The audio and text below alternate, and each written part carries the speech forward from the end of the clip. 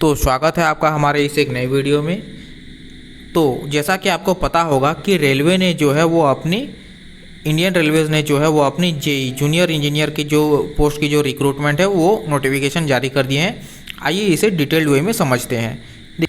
हाँ, तो पहले समझते हैं कि किन किन पोस्ट के लिए निकाला गया है। Junior engineer, depot material superintendent, chemical and metallurgical assistant, chemical supervisor, metallurgical supervisor, इन सभी चीज़ों के लिए निकाला गया है।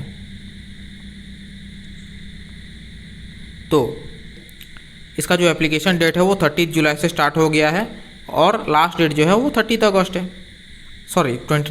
है। और मॉडिफिकेशन अगर आपका कोई मॉडिफाई करना है, कुछ चेंज करना है, कुछ गलती हो गया आपके से, तो वो 30 अगस्त, एक दिन आपको एक्स्ट्रा मिलेगा। ठीक है ना। तो आइए देख लेते हैं कि किसमें कितना पे स्केल है, किसमें कितना खर्चा पानी मिलेगा। ठीक है ना।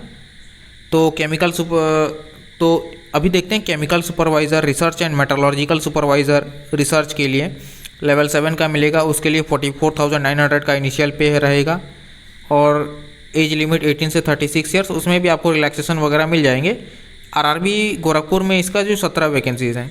Junior engineer, depot material superintendent, chemical and metallurgical assistant जो है वो 35,400 है। ठीक है ना।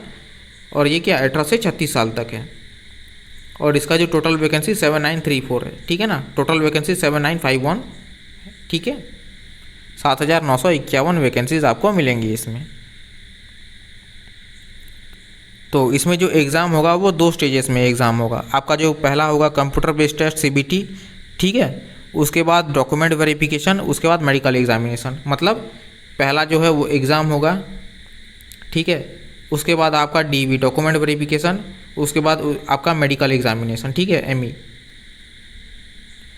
और इस एग्जामिनेशन में आपका 1/3 नेगेटिव मार्किंग होगा। मतलब आपने 3 क्वेश्चन रॉन्ग कर दिए तो 1 मार्क आपका कट गया। ठीक है ना। तो चलिए आइए डिस्कस कर लेते हैं बाकी सारी चीज़ों को। अब वैकेंसीज़ जो हैं वो मैंने आपको बता दिए। अब ये जो है वो मेडिकल स्टैंडर्ड्स जो है वो आपके पास होने चाहिए। ठीक है ना। ये विज़न स्टैंडर्ड्स हैं, मतलब इतने दूर तक आपको दिखाई वगैरह देना चाहिए। ये ज़रा आप ध्यान से देख लीजिएगा। अगर आपको कोई भी डाउट आ रहा है आपके मन में तो आप क्या कीजिएगा, आप कमेंट कीजिएगा और मैं आपको उसका रिप्लाई दूंगा। ठीक है। या फिर हो सकेगा तो मैं एक नया वीडियो भी बनाकर लेकर के आ जाऊंगा। और हाँ, एक और बात मैं आपको बता दूं, इसका जो PDF है वो आपको हमारे जो है वो टेलीग्राम चैनल पर मिल जाएगा। तो इसे ज्वाइन कर लीजिए, आपको एक लेटेस्ट अपडेट्स मिलते ही रहेंगे। ठीक है ना। अगर आपको ये वीडियो अच्छा लग रहा है तो इसे वीडियो को लाइक कर दीजिए, शेयर कर दीजिए और हमारे चैनल को सब्सक्राइब कर दीजिए। इससे कि हमें भी मोटिवेशन मिलेगा, आपके लिए नई नई वीडियोस हम लाते रहेंगे। ठीक है ना। तो चलिए आगे बढ़ के देखते हैं। एज लिमिट जैसा कि मैंने आपको बताया, अब मैक्सिमम एज लिमिट 36 ईयर्स। ठीक है ना। मैक्सिमम एज लिमिट 36 ईयर्स आपका होना चाहिए। तो अब डेट ऑफ बर्थ वगैरह देख लेते हैं। तो ये अनरिजर्व्ड और EWS वालों के लिए 2 फरवरी 1989 से पहले होना चाहिए। नॉन क्रीमी लेयर वालों के लिए OBC 1986 से पहले होना चाहिए। SC ST वालों के लिए 1984 से के पहले नहीं होना चाहिए। और lower limit date of birth मतलब 2007, इतना तो आपका मिनिमम होना ही होना चाहिए। इसे आगे का आपका नहीं होगा। मतलब 2007 के बाद जो होगा उनका नहीं होगा। मतलब 2008 किसी का अगर डेट ऑफ ईयर है तो उसे नहीं लिया जाएगा। ठीक है ना। बाकी का अपने डेट के हिसाब से कैलकुलेशन वगैरह कर लीजिएगा। और हाँ, मैं एज रिलैक्सेशन के बारे में बता दूं, 5 ईयर्स SC ST वालों के लिए है। OBC नॉन क्रीमी लेयर वालों के लिए जो है वो 3 ईयर्स है। ठीक है ना।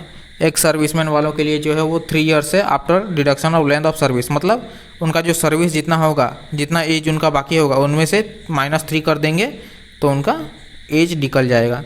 फिर 6 ईयर्स का होगा, फिर 8 ईयर्स का होगा।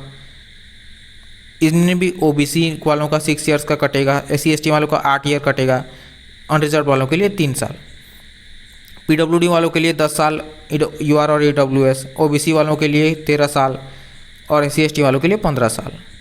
और जिन्होंने कि ग्रुप सी कहने मतलब और ग्रुप डी में पहले से काम करके रखा हुआ है इंडियन रेलवे में, उनका जो मैक्सिमम है 40 ईयर्स ऑफ एज होना चाहिए। अनरिजर्व्ड या फिर EWS OBC वालों के लिए 43, SC ST वालों के लिए 45, ठीक है ना, इतना मैक्सिमम एज होना चाहिए। फीमेल कैंडिडेट्स जो कि विडो हैं, डिवोर्स हैं या फिर जुडिशियली सेपरेट हो गई हैं अपने हस्बैंड से, उनको अनरिजर्व्ड जो हैं उनमें से उनको 35 ईयर्स ऑफ होना चाहिए। SC ST वालों के लिए 40 ईयर्स और OBC वालों के लिए 38 ईयर्स, ठीक है ना।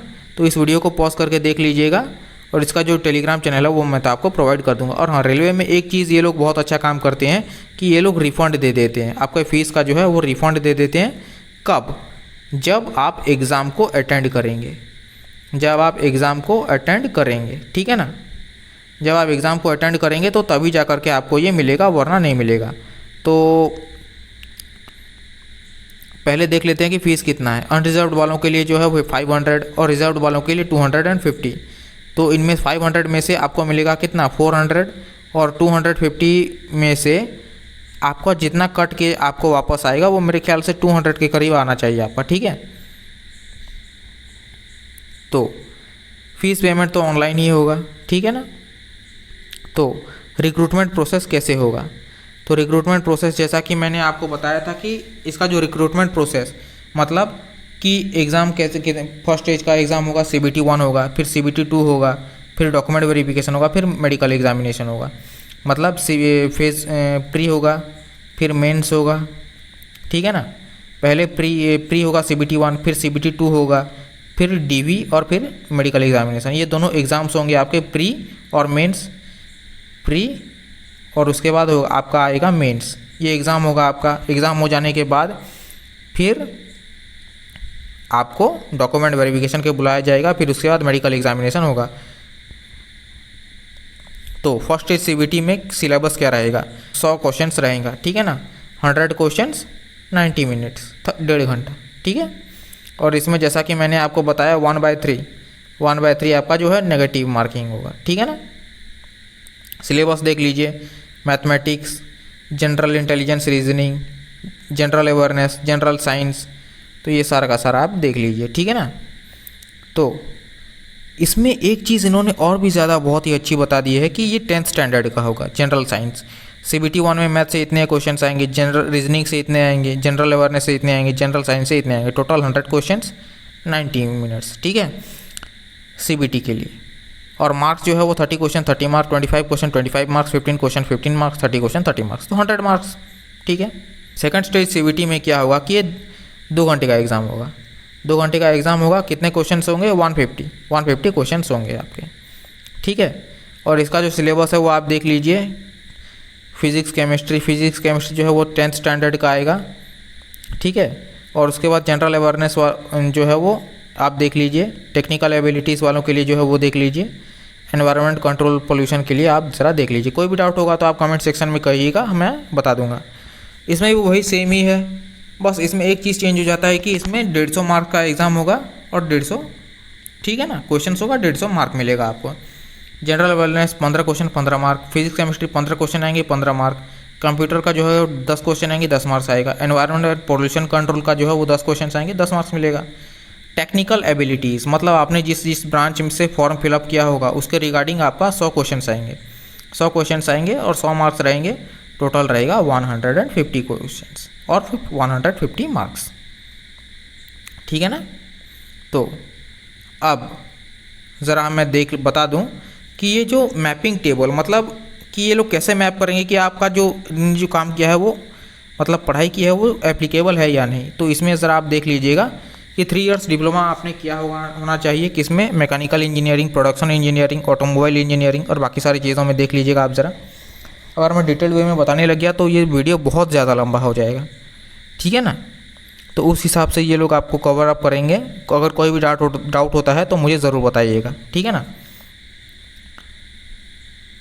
तो अब आगे चल के देखते हैं कि नॉर्मलाइजेशन भी होगा। नॉर्मलाइजेशन तो रेलवे में होता ही है, मगर आज तक इन्होंने नहीं बताया कि ये लोग नॉर्मलाइजेशन करते किस प्रोसेस से हैं।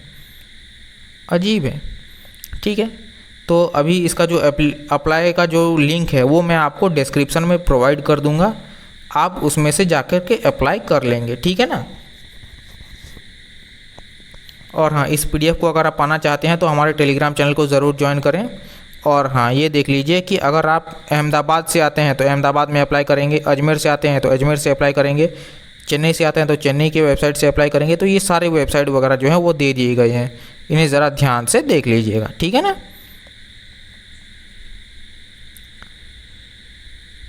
तो ये जब ओरिजिनल डॉक्यूमेंट वेरिफिकेशन होगा, DV होगा, तो इसमें ये सारे डॉक्यूमेंट्स आपके लगेंगे।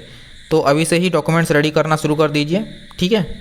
अभी कुछ भी भर देंगे तो चलेगा, लेकिन ओरिजिनली पकड़ के वो जाना पड़ेगा डॉक्यूमेंट वेरिफिकेशन में, तभी जाके वो वेरीफाई करेंगे, वरना आपको डिस्क्वालीफाई करवा दिया जाएगा, ठीक है ना।